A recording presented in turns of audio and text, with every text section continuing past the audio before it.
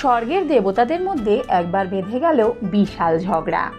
কোন দেবতার পুজো সবার আগে হবে এই নিয়েই বিবাদ। মহাদেব এগিয়ে এলেন সমস্যার সমাধানে। তিনি বললেন, যে সমস্ত দেবতা এই মহাবিশ্বকে প্রদক্ষিণ করে সবার আগে আমার কাছে এসে পৌঁছতে পারবেন তিনিই হবেন বিজয়ী। এই শুনে সব দেবতারা তাদের বাহনকে সঙ্গে নিয়ে বেরিয়ে পড়লেন। কিন্তু গণেশ ঠাকুর তার বাহন ইঁদুরকে সঙ্গে নিয়ে ওখানেই রয়ে গেলেন। তারপর তিনি তার মাতা পিতা অর্থাৎ শিব পার্বতীকে 3 বার প্রদক্ষিণ করে ওখানেই বসে রইলেন। এদিকে ময়ূরে চড়ে কার্তিক ঠাকুর সবার আগে ফিরে এসে গণেশ ঠাকুরকে বসে থাকতে দেখে রেগে যান। তখন গণেশ বলেন, আমার কাছে আমার মাতা পিতাই সমগ্র বিশ্ব।